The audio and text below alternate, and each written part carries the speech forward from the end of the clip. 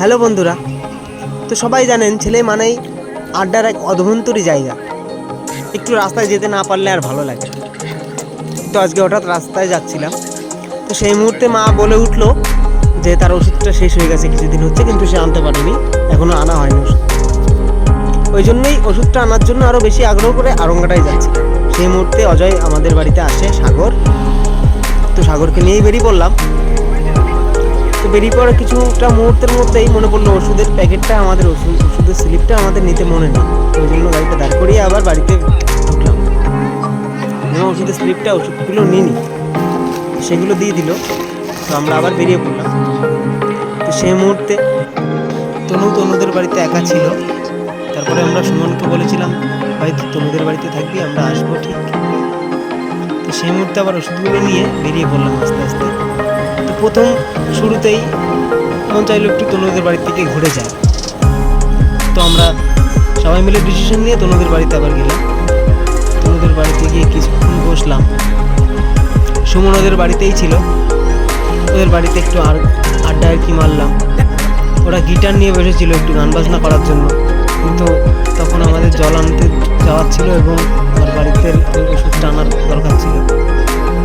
ওই জন্য আমরা ওদের বাড়িতে কিছুক্ষণ বসে থেকে তারপরে আমরা আবার বেরিয়ে পড়ি আরঙ্গাটার উদ্দেশ্যে, বাজারে যাওয়ার উদ্দেশ্যে। সেখানে কিন্তু অনেক দিন ধরে আমার গাড়িটার খুবই প্রবলেম হচ্ছিল, বাট দুদিন আগে আমি গাড়িটা ঠিক করে নিয়ে এসেছি। কিন্তু তারপরেও গাড়ির এয়ার ফিল্টারটা পাল্টানোর দরকার ছিল, কিন্তু আমি কোনো কারণবশত পাল্টাতে পারিনি।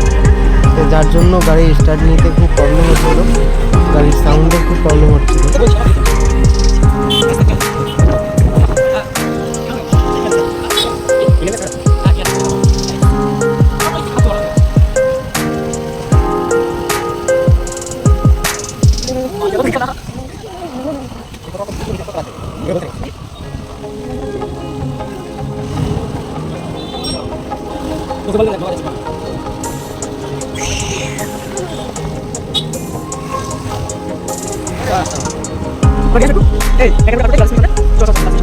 Thank you.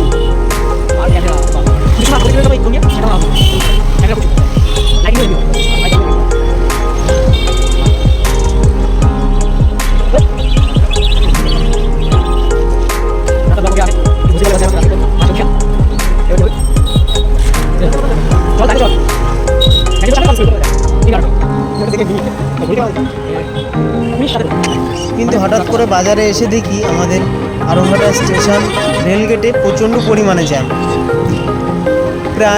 আমরা প্রায় 20 মিনিটের ওপরে দাঁড়িয়েছিলাম সেই জ্যামে। তো তারপরে অনেক কষ্টে সেই জ্যাম থেকে বেরাই।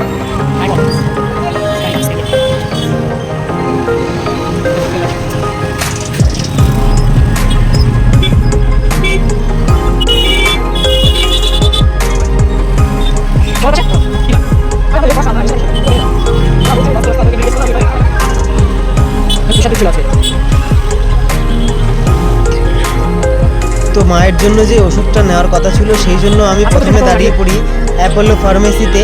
তো তখন সেখান থেকে সাগর আবার ওর গার্লফ্রেন্ডের সাথে দেখা করার জন্য ওখান থেকে বেরিয়ে যায়। সে তার সাথে দেখা করে আমার সাথে দেখা করবে বললো, ওই জন্য ওখান থেকে চলে যায়। আমি ফার্মেসিতে ঢুকলাম, কিন্তু কোনো ওষুধ পেলাম না। অ্যাপোলো ফার্মেসি থেকে মায়ের ওষুধগুলো পেলাম না। তো তারপর ওখান থেকে চলে আসলাম আমাদের একটু সামান্য এগিয়েই সন্তোষী মেডিকেল, সেখান থেকে আমি ওষুধগুলো নেওয়ার চেষ্টা করছিলাম।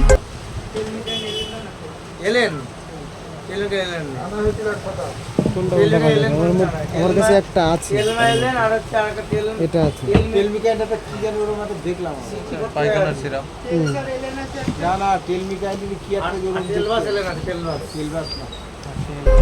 তো ওখান থেকে ওষুধগুলো পেলাম না।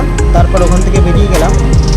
তো ওরা বলছে অ্যাপোলো ফার্মেসির থেকে যেটা বলেছিল, এরাও সে একই কথা বলছে রানাঘাট অশোক মিত্রর ওষুধ সব জায়গায় পাওয়া যায় না, ওটা রানাঘাট গিয়েই আনতে হবে তোমাকে, তাছাড়া তুমি কোথাও পাবে না।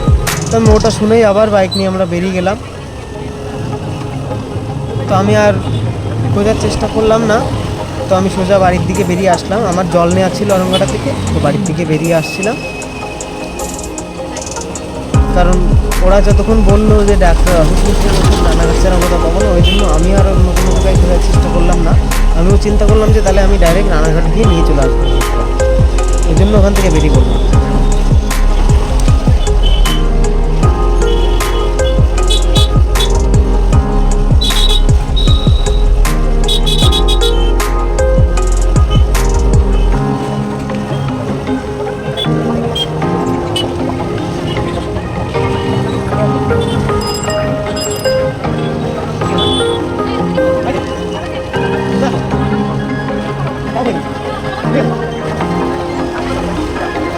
তো পুরোপুরি ভিডিওটি কন্টিনিউ না করতে পারার জন্য সবার কাছে ক্ষমা চাইছি, এবং ভিডিওটি শেষ পর্যন্ত দেখার জন্য সবাইকে অসংখ্য ধন্যবাদ এবং আমার থেকে অসংখ্য ভালোবাসা।